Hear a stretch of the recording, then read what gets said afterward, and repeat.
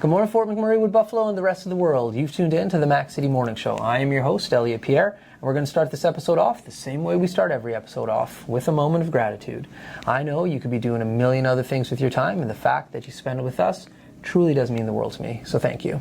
On that note, Tanner, hit him with the intro.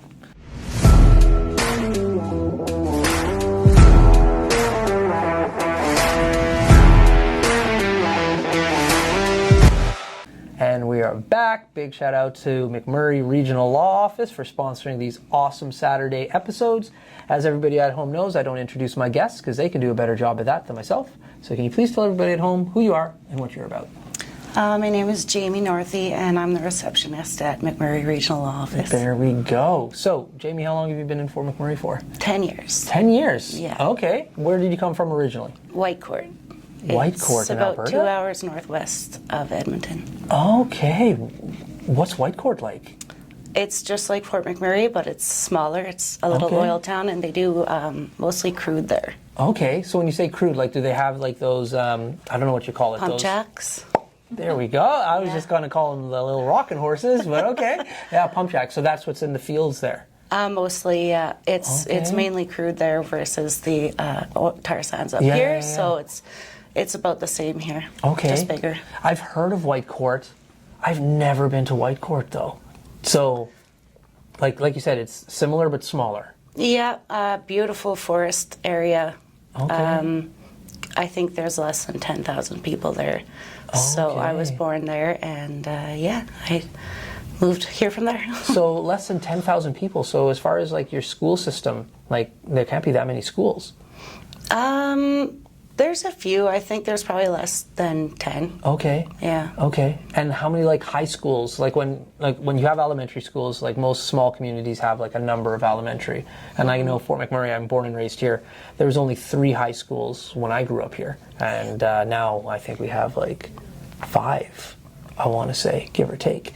But how many high schools are you guys? I think there are 2 high schools there, and one of them, or maybe both, is grade 8 to 12. Oh, okay.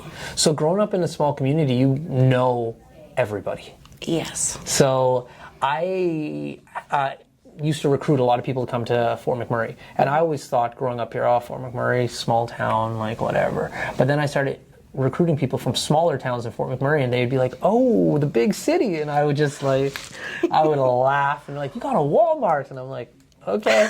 So like, it's all relative where you're coming from. So what was that transition like when you came from a smaller community to Fort McMurray?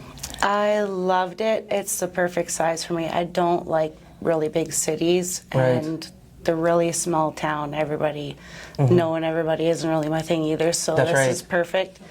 And I love the community up here. Yeah. I've left twice and come back. Okay, there we go. When you left, where did you run away to? Edmonton. Both times. Okay. And here I am. What part of Edmonton? North Edmonton. Yeah, like, I love Edmonton. Like, as far as Alberta is concerned, like, my next place to go to usually is, like, Edmonton if I'm going to travel somewhere. And I lived there for a number of years, like, when I went to school. But the whole time I was there, even when I was, like, going to school, I'm like, I'm going to go back to Fort McMurray eventually. Like, I just knew this was where I wanted to be. Yeah, I don't know. It just is.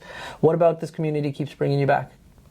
The people, actually. I find that everyone here is quite caring. Like, nobody really goes without. If somebody needs something, everybody comes together and helps out. And I've been able to do volunteering here and help other people and just kind of see all the goodness in people. So I really like that about it. What type of volunteering are you doing? I volunteered as a snow angel this past winter. Oh my God. And some of the food drives, and then also just stuff that I've seen posted online of people in need, like picking up groceries for them and whatnot. So. Cool. Tell me about the Snow Angels, please. Like for people at home that might not know about that program, it's an amazing program. So can you please elaborate on that? Yeah, so it's a seniors program. Seniors can sign up, and then volunteers are assigned to seniors' homes. So each time it snows, we go there and clear their area so that they can be mobile in the winter. Yeah. Nice. Did you have, so like I've heard about the program. I don't know a lot about it. So you just kind of alluded to it. So you get assigned a particular home then that you're responsible for. Yeah. It's not just a phone call every day to be like, hey, we got a senior, go here, go here, go there. No, it's a particular home. Okay. Same home all winter. And is it just you individually that goes, or is there like a group of you that show up, or like how does that work? So you can sign up individually or as a group. Okay. I signed up individually, and then closer to the end of winter, they still had, I think, like 20 some seniors that didn't have snow angels. So I took a second. Okay. And then that became, it was quite a lot. And then unfortunately at the end I got sick and wasn't able to finish out the last few weeks of winter. But it was still a good experience. Yeah, no doubt. And it feels good to go and help out. Yeah, for sure. How long were the driveways? Single, double? The one was just a small driveway and a wheelchair ramp. And then the other was, it was a full 2-car driveway with part of a deck and then a wrap around the house and down into the backyard and into the basement suite. So that was a big one. Yeah, no doubt. I have 2 senior citizens in my life here in Fort McMurray, mom and dad, and so their driveway is huge, and so they're getting to the age where I'm just like, they shouldn't be shoveling their driveway anymore. So, but it's so big, I'm just like, and I have a decent sized driveway, I'm like, I can't do both of these.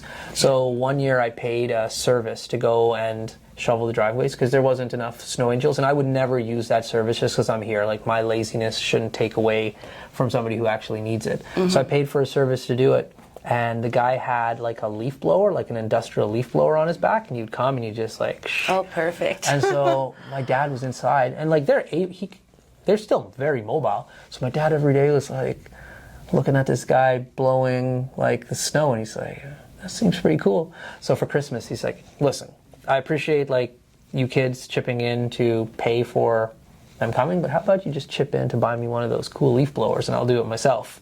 And awesome. So that's what he's doing now. He blows it with the leaf blower, and he just loves it. Yeah, that's good. So how and why did you think about volunteering for the Snow Angels? So I've been living alone up here for quite a while, a couple years. So I guess just to get out and meet people, to keep busy, have something to do, and put my time towards something of value. Yeah. So that's awesome. Yeah. Now, we are here at your work. How long have you been working here for? I started January 30th. Okay. So I'm still new. I just made my 90 days on Monday. Congratulations. Past your probationary period. Yeah. They can't get rid of you now. Yeah, well, I hope they don't. There you go. So what do you do here? I'm reception, take care of the notaries, incoming calls, filtering the calls to assistants and lawyers, and helping out, running around town and stuff. Nice. Yeah. So is this the first law firm that you've worked for? Yes, it is. How are you finding this industry? Because I find it fascinating just coming and talking to people that work here. It's good. There can be some difficult days, but it's like that at any job. But my coworkers and Dango, the owner, they're all really great. So that makes it a lot easier. Yeah, no doubt. And but overall, it's great. Yeah, I like it here. So with this free time that you have on your hands, outside of volunteering, what else do you do in this community that keeps you here? I like gardening. Okay. I don't suppose that keeps me here, but something else I like to do here is walk along the river and collect fossils. There's a lot of quartz and fossils along Athabasca River. Really? Yeah, and also at Horse River, I believe it's called. Okay. Down from Abasand. Okay. So that, I take my dog for walks. I mean, just... This is fascinating. I had I'm from here. Mm-hmm. I had no idea. So explain this to me. Like, what kind of fossils do you find? I found it's mostly shells. So I've found it looks like an ammonite, but not shiny they come shiny. It looks like it's covered in cement. Right. I found a piece, quite a large piece of the big ones. I don't know what they're called, but they're big and they have squid tentacles, from. Really? Yeah. So I found some pretty cool things. Lots and lots of quartz. Really? Yeah. I had no idea. I know when I was a kid, and I'm not a kid anymore, hence the gray hairs, but they found like a dinosaur, like a huge dinosaur fossil out at the plant sites, and they had to shut it down and dig it up. And that, in my head, That's the only time that I've heard about like a fossil in Fort McMurray. So obviously they'd be more.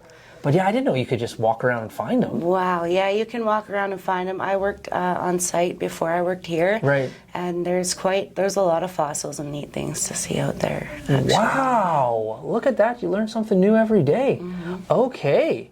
That is so cool. Were you in fossils prior to coming up here, or? I've collected rocks and minerals my entire life. I was known as a pack rat when I was younger because I used to carry around like a IGA bag, which it used to be called. Yeah, I remember full IGA. Of rocks. But yeah, it's been something that's never left me. I've always just kind of I actually have quartz that I found in my purse right now. Okay.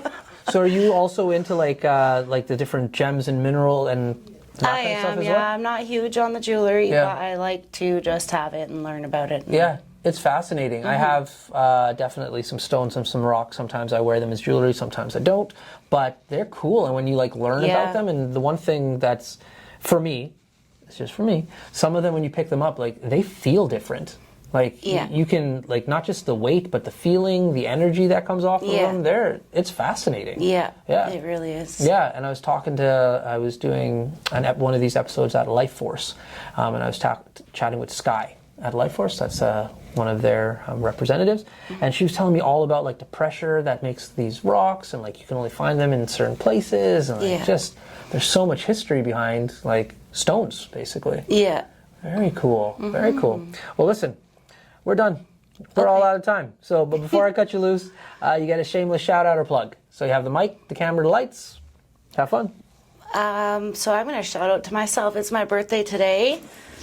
And I just want to say thanks, I guess, to my coworkers because they bought me a cake. There we go. To have that. Happy birthday to you. Thank you. Love it. Okay, well, Fort McMurray with Buffalo, the rest of the world, I hope you're having a great day. Thank you very much for tuning in. It does mean the world to me.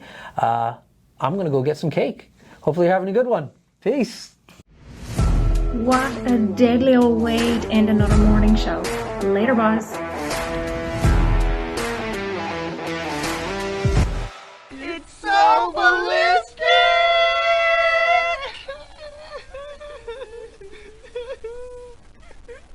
Talk about quenching your ugly thirst.